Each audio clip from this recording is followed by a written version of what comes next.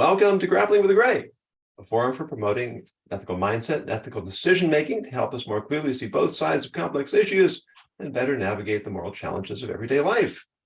I'm Rabbi Yonason Goldson, and I'd like to welcome my guest today. I have Melissa Hughes, who is founder and principal of the Andric Group, applying recent brain research to improve employee engagement, company culture, team dynamics, and innovation. Mark O'Brien is founder and principal of O'Brien Communications Group, helping companies add innovation to their mindsets and their operations to create discernible competitive advantage. And all the way from Australia, Chris Parker is head of the Ethics Alliance, a community of organizations across sectors that are connected through the Ethics Center, providing ethics-based counseling, consulting, and education programs. Thank you all for joining me today. Thank you. Thank you for having us. And here is today's ethics challenge. We're encouraged to buy reusable shopping bags that make disposable bags unnecessary and thereby help protect the environment. But is that actually a good idea? In 2019, the top 10 grocery stores in Britain reported selling 1.5 billion reusable bags, an average of 54 per household in the UK, arguably 10 times more than any family needs. In 2018, supermarkets in Britain distributed nearly 20,000 more tons of plastic than they did the year before. Moreover, much of our home recycling practices are more placebo than cure. Families that fail to sort their trash properly end up contaminating genuine recyclables, jacking up labor and machinery repair costs. For years, much of our recycling was shipped to China for disposal, relocating the problem rather than solving it. And even under ideal conditions, the cost of recycling has often made it financially impractical. We are not going to debate the issue of renewable resources or climate change. I don't think there's any question that we have to be responsible custodians of our world, but in general, does the illusion of taking positive action encourage complacency so that we exempt ourselves from implementing practices that might address the problems in a meaningful way? Or might a public awareness campaign that fails to meet measurable objectives nevertheless help change consumer behavior and so help progressive policies eventually succeed? The floor is open. I would like to suggest that the illusion of taking positive action doesn't encourage complacency so much as it does misguidedness. And I think that's so because of something that you said before we went live, Yonason, which is unintended consequences. And I think if our primary motivation for doing something is to make ourselves feel better, chances are likely we're not going to think through longer term implications of whatever it is that we've opted to do to make ourselves feel better. And even if we're doing that to make ourselves feel better for some, I don't know what, social, societal purpose as we see it. I'll jump in. Please. I think you know, that the average person likes to feel or at least appear virtuous. And so I think in this situation, there is a problem around moral licensing. And I think that comes into play. So I think that, you know, when we're looking at something like recycling and we're sending out that message that says, you know, do the right thing, we need to protect our environment, this is really important. One of those unintended consequences is that those that are inclined to be concerned with their virtual or their virtues will fall into a pattern where they might think, okay, recycling is really important. If I'm seen to be recycling, then that's a really good thing. I'm doing something really ethical. And the problem with moral licensing is that although you may be doing something really well, it gives you a little bit of a license to maybe do some other things that aren't that good. So you might recycle your plastic bag and you might go back to buying caged eggs instead of free range eggs. Or you might, I mean, there's studies that have been done where people have given money to charity and then gone out and spent extravagant amount of money on, you know, high-end goods. Or there is one where a person, there's an experiment where people were asked to invest in environmentally friendly you know, products, and the test showed that those people were more likely to steal and cheat from the experimenter themselves. So you actually give yourself a license, you know, to get away with unethical behavior in a sense. And so I think that makes the whole movement towards trying to recycle then, you know, a bit of a slow burn in that sense. Yeah, I think moral licensing is one of my favorite topics, because I've heard that, I can't remember my source, but I've heard that ethicists tend to be less ethical than average people.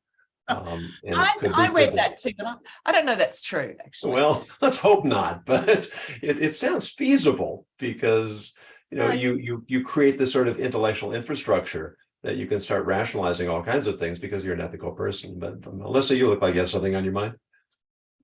I was just to piggyback on what Chris was saying.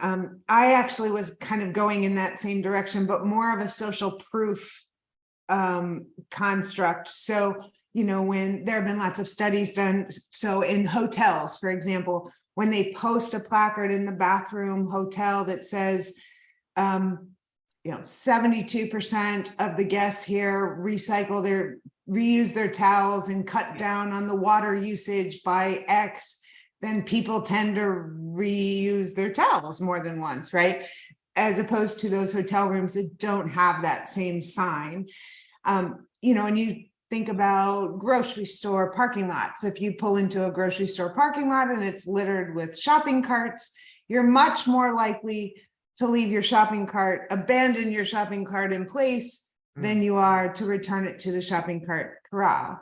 And I kind of look at recycling the same way. You know, there have been studies done where, you know, people say, I feel an obligation to recycle when my neighbors can see whether or not my recycle bin is on the curb, right? And so to Chris's point, yeah, when no one's looking, like if you're not doing it for the reason that, you know, that it saves the planet, or that, you know, you're being just a responsible citizen, then when no one's looking, you do tend to go, I'm not, maybe I'm not going to go to the trouble of doing that.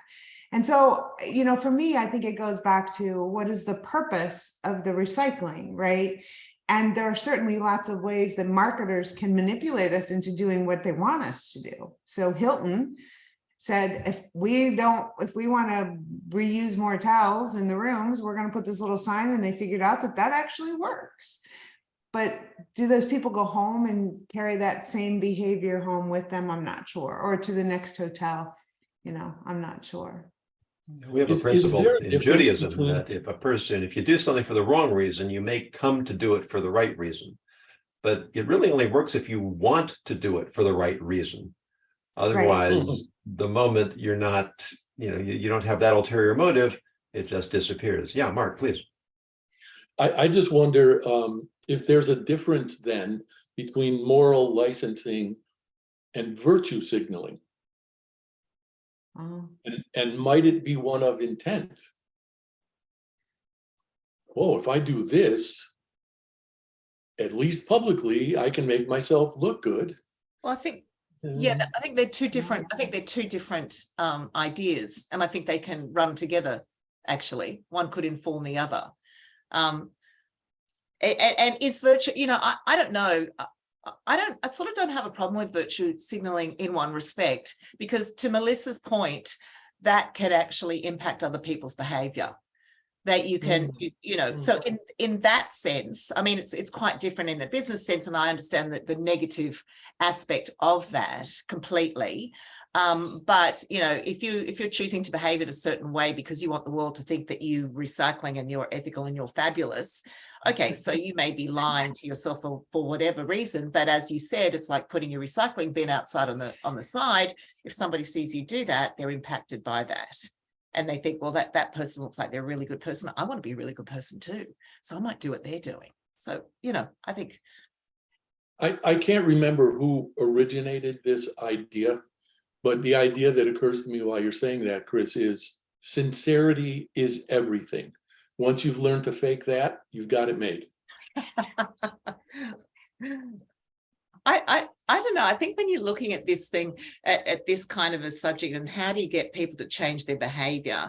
If you think of it, you know, from an ethics perspective, there might be a few different ways that we default in our behavior. Like someone might be looking at the consequences and what is the outcome going to be? Someone might be looking at virtue, how does that make me look? And then someone might be looking more at a kind of a deontological way, like what is my duty? What is my personal responsibility? And how does that look? So I think you've got all these different avenues by which you can use your marketing or your nudging or whatever that might be to get a multiple prong effect. And I think you have to do that. So, you know, as far as a consequentialist, like what is the outcome going to be? If you've got a limited amount of energy to spend on recycling or the environment or caring for the planet or whatever that might be, well, perhaps rather than recycling, it might be better for you to start lobbying the government or finding other ways to achieve that outcome.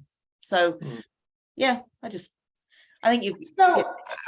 So just to continue on with that thought, I guess my question is, does it really matter? So if I'm a conservationist and my cause is, you know, I want to save the world one tree at a time, and I believe in the reusable grocery bags, right?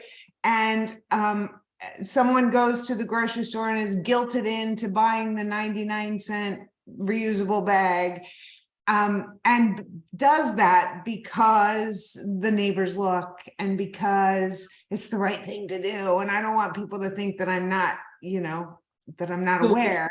Yeah. Do we care? I mean, if I'm that person, do I care? Do I just care that they're like kind of doing their part? Right? I mean, is there any difference between that person who's doing it because they're guilted into doing it, or because they're doing it because they think the neighbors will think more highly of them, compared to the person who is, this is the cause, like I truly believe we should save the world one tree at a time? Is there any difference? I mean, is it enough to say that the end outcome is the same? Yeah, I was just going to say that the effect is the same. Yeah. If you're a coach, you're a counselor, you're a therapist, and you want to encourage a client or patient to do something that's in his or her own best interest, and you use psychological tricks to get them to do that, then is there anything unethical about that? Or even in the realm of marketing, you know, if all of the, you know, the anchoring and the fonts and the colors and the music, all the tricks they use to get us to buy things, if it's something that's really quality product that will serve us by our buying it, then is marketing, does it have a positive element, or is it just another form of manipulation? Well, there's a whole area called neuromarketing that I think comes really close to the ethical line. I'm just going to be really honest with you. Yeah, like, there's a lot of that going on. And so, I mean, to that end, what do we do with that? Do we have a marketing police then? Like, how do we handle that? Who smacks them down? Like, I don't know. I don't know the answer to that, but. We'll never be able to get into this right now, but I have put into the chat window an article that I've always kept a bookmark to, and I was shocked when I looked it up today to find that it's 15 years old, but it's about marketing, and it's about marketing bottled water. and it's about the environmental effects of marketing and delivering bottled water.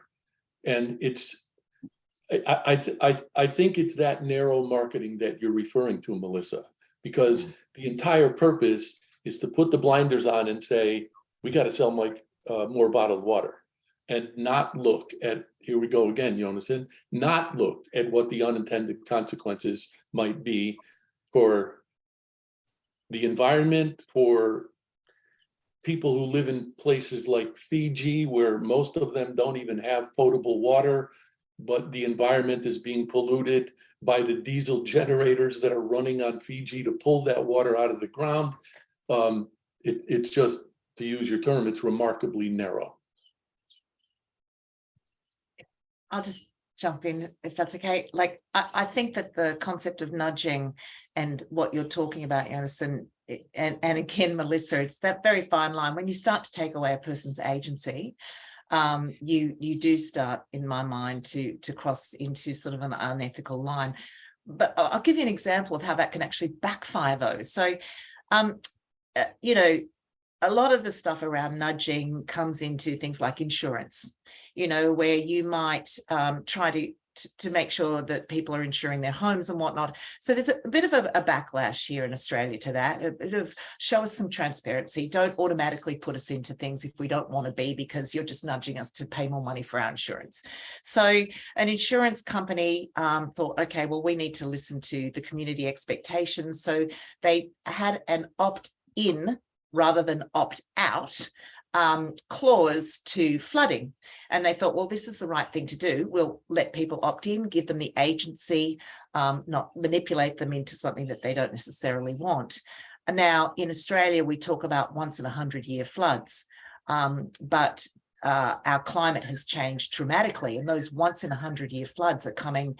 Well, just this last season, 4 of them came to one town in 2 months. And so the insurance clause, by turning that around and saying, well, we'll let people opt in. Well, nobody opted in. You know what I mean? Because they're like, well, it's a once in 100-year flood. So, well, we're not going to opt in because that's going to cost us more money. And towns have been flooded and are sitting underwater time and time again over the last period. So, you know, nudging is a really interesting area, and the way we market to people and what we think is good for someone, and what point we feel someone should decide for themselves is what is good for them, and how that balances with business. It's complex. There was another study that was done similar to that, and it was on organ donation. Yes. And instead of having people opt in to be an organ donor, Yes. they were automatically an organ donor, and they had to opt out to if they didn't want it. And so then they had, you know, all of these organ donors. And so there was I read an article that was kind of looking at both sides of that. And in that situation, you know, it's not what you buy, or it isn't just about the agency, your consumer agency. It's like people have very strong feelings about whether or not they want to be an organ donor or not. And so in that situation, whose responsibility is it? Because, you know, that was in a driver's license study, and they said, well, you read the form before you put your name on that, and that was on the form, and so it's really your responsibility. And so then, you know, the consumer could say, I was tricked, and in fact the consumer wasn't tricked. But is there a, you know, so there is that kind of fine line between agency and responsibility in those two examples, right? Well, they there's another element to that organ donation that I think if I remember correctly, Alaska has the highest rate of organ donation, and everybody in Alaska gets a check once a year from oil dividends, and they have you choose whether you want to donate organs in the same form of you getting your check. So you just get this, you just receive this amount of money, and you're feeling really good and really magnanimous. And they attribute this to the higher rates. You know, that's could be seen as manipulative too. But as you say, Melissa, ultimately we do make our own choices. Sure. I was Good. thinking that too, as it relates to insurance and agency. Some people, I think, in exercising their own agency would opt, recognizing that their premiums will likely be higher, to protect themselves against more things than might appear to be likely. And interestingly enough, I got a text message from my older son today, and he sent me a photograph of the home of a friend of his who lives in Oklahoma, and his friend's house was struck by lightning. And the very first thing I thought of was his homeowner's coverage. And I wonder if that was a standard part of the policy. I wonder if there was something that said, would you like to opt in case your house gets struck by lightning? I mean, I'd probably pass on that one. And of course, as soon as I did, my house would be struck by lightning. But Murphy. yeah, it's an interesting choice. But then you'd be poised to win the lottery because the odds are about the same. Yeah, true.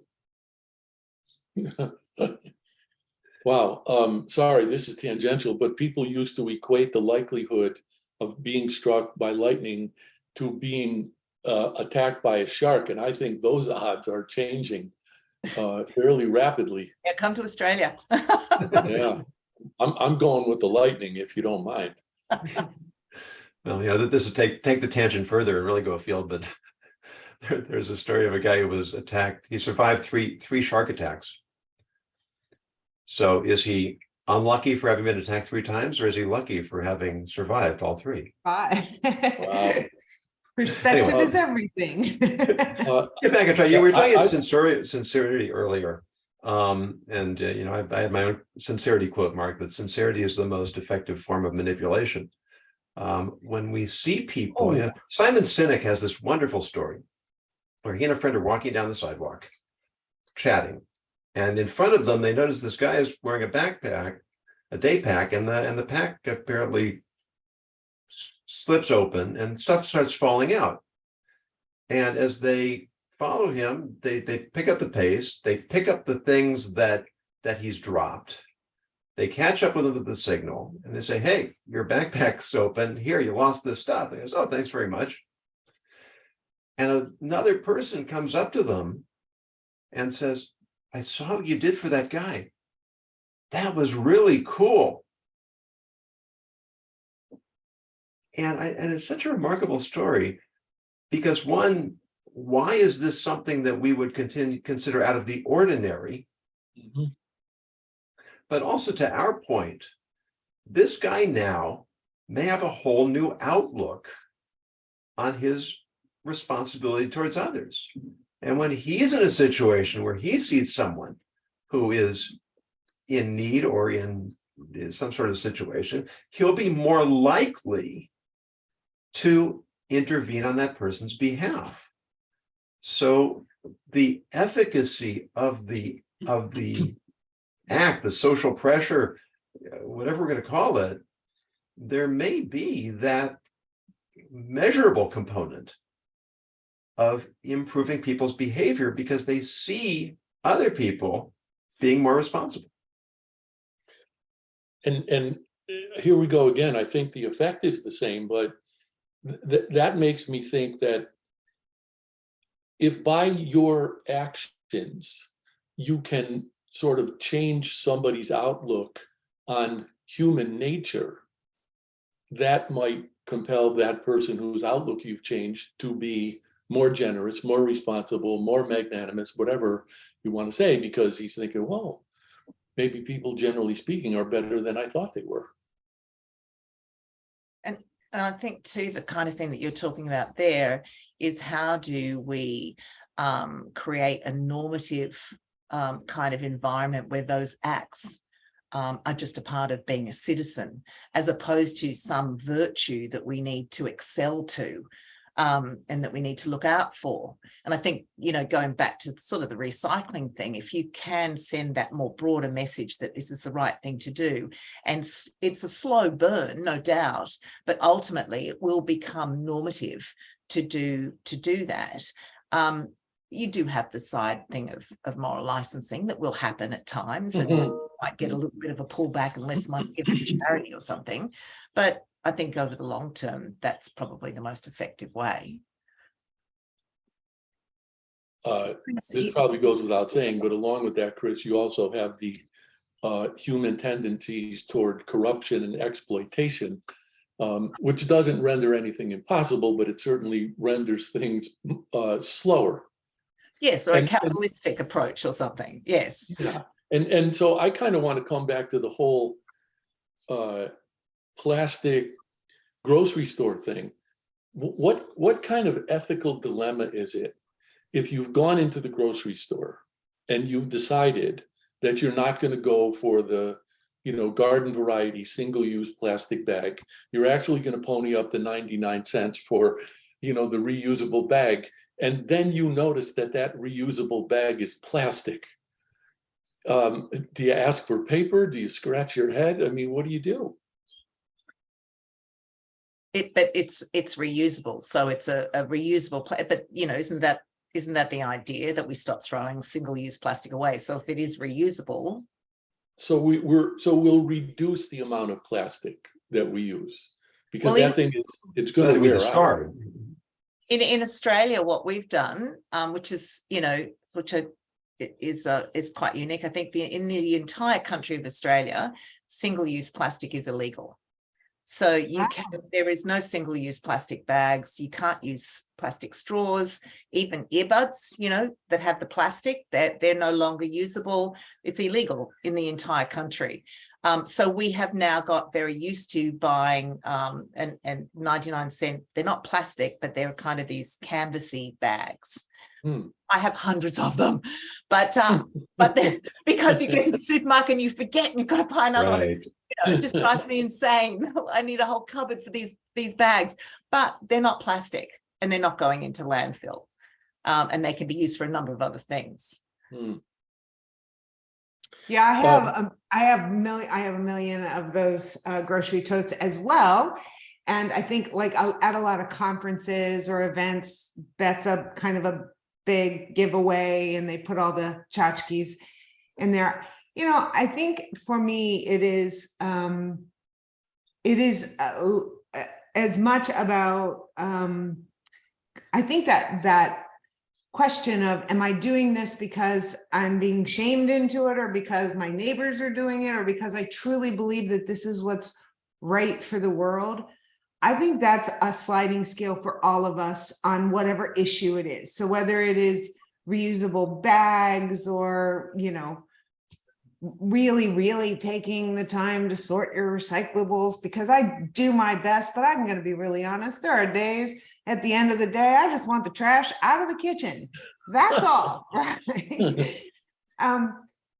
And I think I'm a good person, and I think I'm a good citizen, right? So I think that we're all on a sliding scale at some point. I think for me, what intrigues me the most is, do we do it because we're being watched, or do we do it because it's the right thing to do? And I think depending on I think sometimes we do it because we're being watched. Like for me, I try to keep the grocery bags in the trunk of my car, and sometimes they don't make it back into the trunk of my car, and I'm like, Chris, I have to buy another 99 cent bag, right?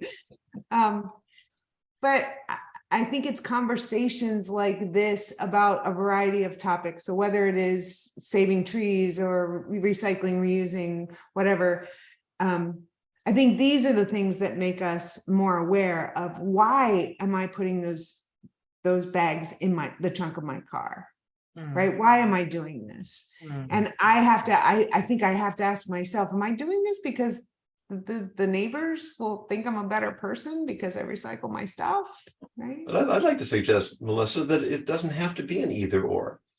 I want to be a good person. I want to do the right things, but sometimes it is late and it's the end of the day, and I just don't feel like it. But I know the neighbors are watching, and that gives me a little more impetus to do what I want to do anyway, rather than making excuses for myself. I have a good friend. He told me he did something he doesn't usually do. He's in a hurry, and he pulled into a parking lot through the exit lane. and says he's something he generally doesn't do, but he was in a hurry. And yes, another car was about to come out, and they both jammed on their brakes. And he was wearing his yarmulke, and the person yelled at him out of the window, "You Jews think you can do anything you want." Yikes. And he jumped out of his Wow. truck, and my friend is 6'4", 6'5", about 300 pounds. And this guy had a look of terror on his face. And he walks up and he says, "You're absolutely right. Thank you for reminding me. I'll try to do better." He said the guy Wow. just had no, he was absolutely speechless. And that's the kind of world we want to live in, not one where we're shouting insults at people, but where we can allow people to correct us when we know we're wrong, Yeah. bring us back to our senses, and help us be the people that we really want to be. Or even when we don't know we're wrong. I just recently wrote an article and I love this person so much. And I got a message on LinkedIn that said, "I'm so disappointed that you used X as the example in this, because we should all be aware of X, and it doesn't actually matter what X is." But I didn't even think about that. And my response was, "Oh my gosh, thank you." Because if I offended you, and you're a person that I respect and admire and trust, how many other people out there are thinking that I'm a big Yahoo and that I did the wrong thing, right? And I didn't even know I did the wrong thing. And that's not out of the realm of possibility on any given day for me. But I think it's really easy to take that knee-jerk reaction and go, "Well, don't read my stuff then." Right? And your behavior is contagious. That response of taking accountability, that is a contagious thing. Like I work at the ethics center. It's so funny. Whenever something goes wrong, everybody puts up their hand and owns up to it, because it feels good to do that, to be responsible, to be accountable. And it is, and as that good feeling, it's like it is contagious. It's wonderful to example that. And I think that's what more people need to do in society. Yeah, I mean, this exchange went from, "I'm really disappointed that you used this example," and I said, "Gosh, I'm so sorry. Thank you so much for giving me the opportunity to make that better." And the response was, "Thank you." Thank you. Right. So it wasn't contentious. It very well could have been. But I have to ask myself, if I didn't have a relationship with that person, if it was a random person out there in the universe, would I have behaved the same way? Would I have had the same reaction?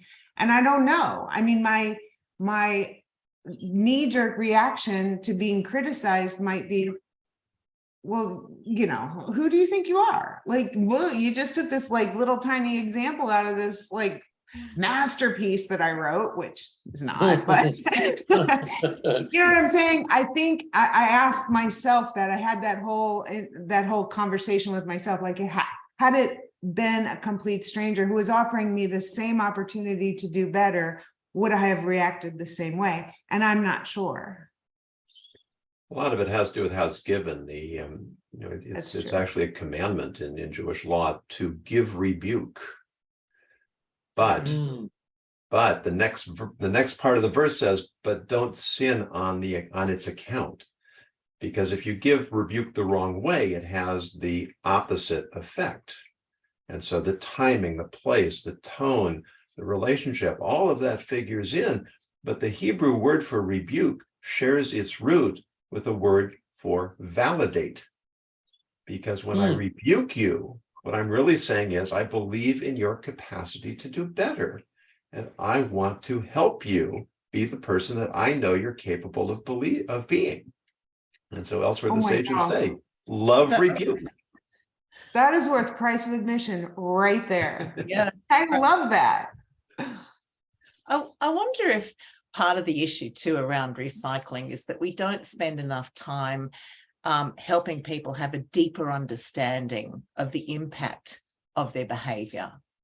There's not enough time in our lives. Marketing comes to play. We're looking for one-liners, one-worders, quick action, immediate action, instead of taking that time to bring people along on that journey so that they understand, so that their behavior does become more intrinsic, so that they are given an agency to make a choice. I don't know. I agree with that. I mean, certainly the social norms affect all of us. You've probably heard before that John F. Kennedy at his inauguration didn't wear a hat, and overnight men stopped wearing hats outdoors. It was just like that. In the Civil War, prior to the Civil War, men did not go outside without a waistcoat.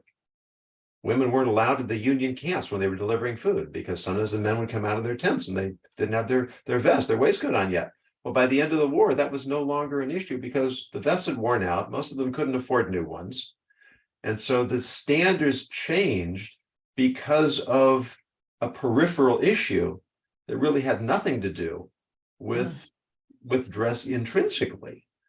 So in the same way that standards can erode, and certainly we can think of examples in which they have, but perhaps we can all do what we can to try to restore some of those standards in our speech, in our conduct, and in the policies that shape our social norms. Or even not restore, at least meet the standard. Maintain, very good. Yeah, true. They do erode, don't they? Yeah. Well, this has been absolutely delightful. And I thank all of you, and I hope you'll join me again. Chris Parker, Mark O'Brien, Melissa Hughes, thank you for your insights and your thoughts and your participation. Those of you who are watching or listening, if you'd like to suggest an ethical scenario for us to take up, please go to my website, YonasonGoldson.com.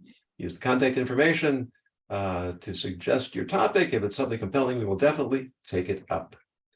If you'd like to raise your ethical awareness, you can also go to YonasonGoldson.com/freebie. You can request ebooks, infographic, white paper, all kinds of ethical resources. Please join us again next week when a new panel takes up a new topic and we grapple with the gray.